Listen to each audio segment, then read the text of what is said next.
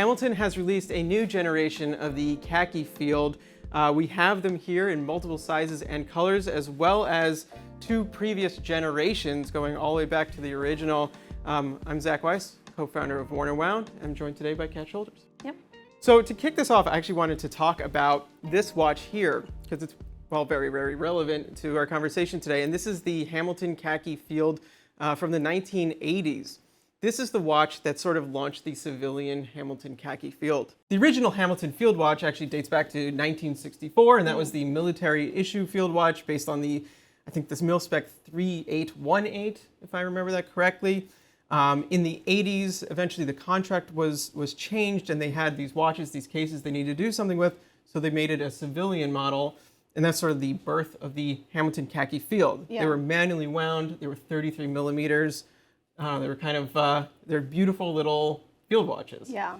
This one has a personal story to you, right? Yeah, this one is mine, currently non-functioning, but this one was my father's, and he gave it to me some time ago.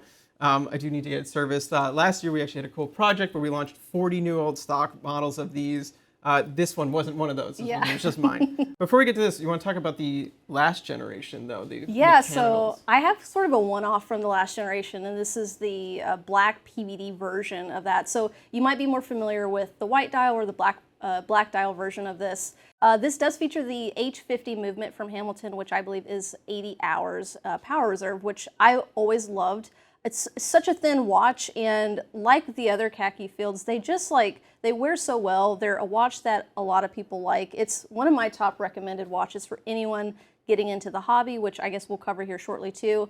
It's easy to read, but it is quite different than I think the new quartz version. So we'll talk about some of the differences here in a second.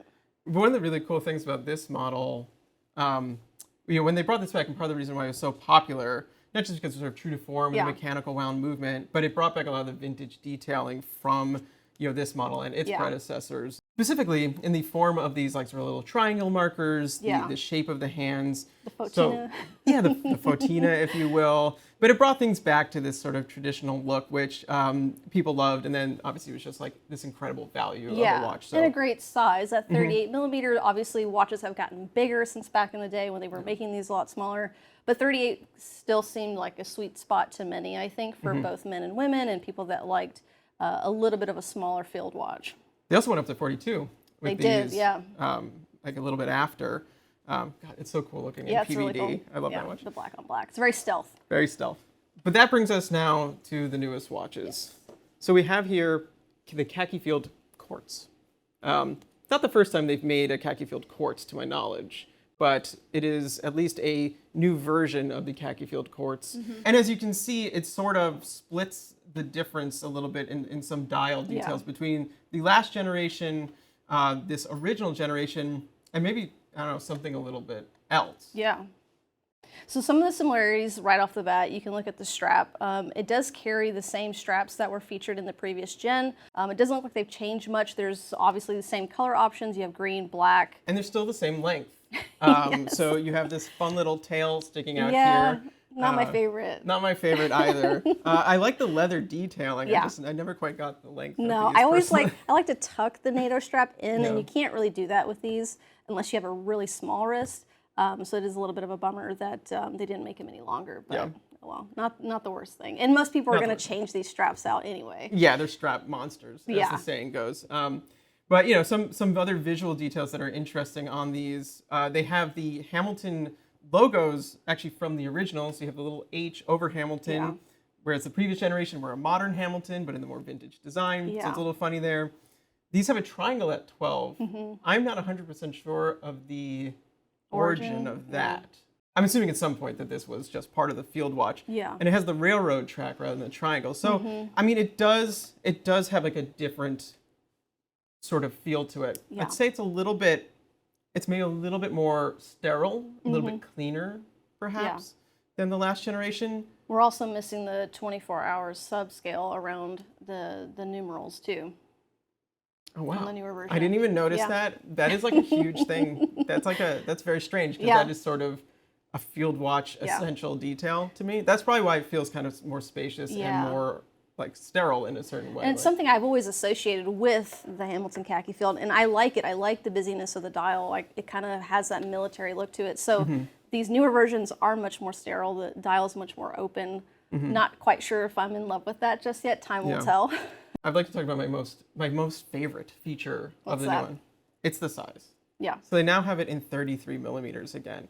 And so, you know, that is 1-for-1, the same as the original from the 1960s through the 1980s.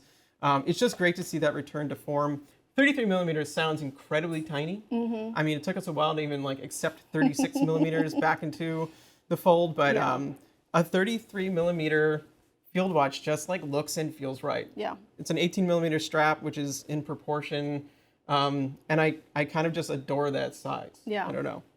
No, I get it, and I think a lot of people will, especially people that like the military vintage-inspired sizing. I think it's a great option for women, too, to have. That maybe 38's a little too big. I personally like the 38. I'm wearing the white dial right now, so we're kind of in contrast here. Yeah. I still think this is sort of the size for me, but I do see the benefit of offering both sizes right off the bat rather than making people wait down the road for another size option. So kudos to Hamilton for coming out with both on release of these. Yeah, and it just makes it stand. It's a little bit more different from other field watches. There's a decent amount of field watches on the market at any given time. So, but I don't know another 33 off the top of my head. One last very cool detail: they brought the word khaki back to the dial. That's nice. Yeah. Yeah. Very good call out. Yeah, I really like that. I do like how huge it is on the originals and maybe a little oversized on the originals, but I think this probably makes a little bit more sense. A little more subtle.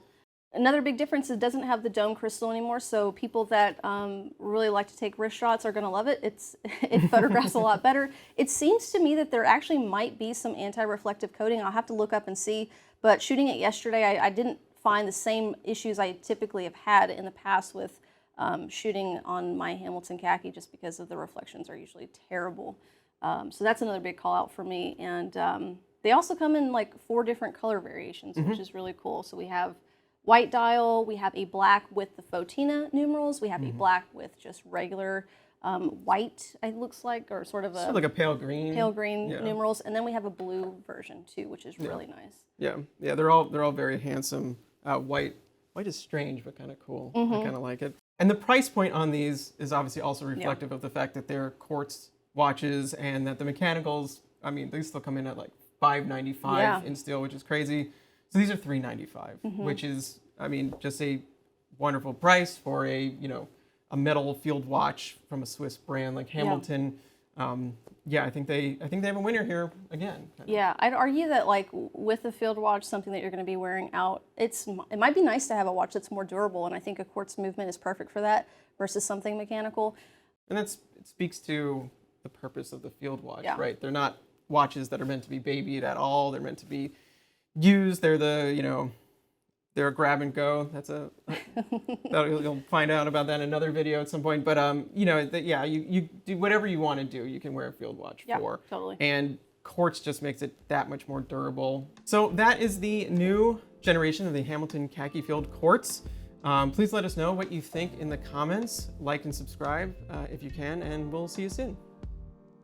There's a new Hamilton Khaki Field in town. Is that what I said?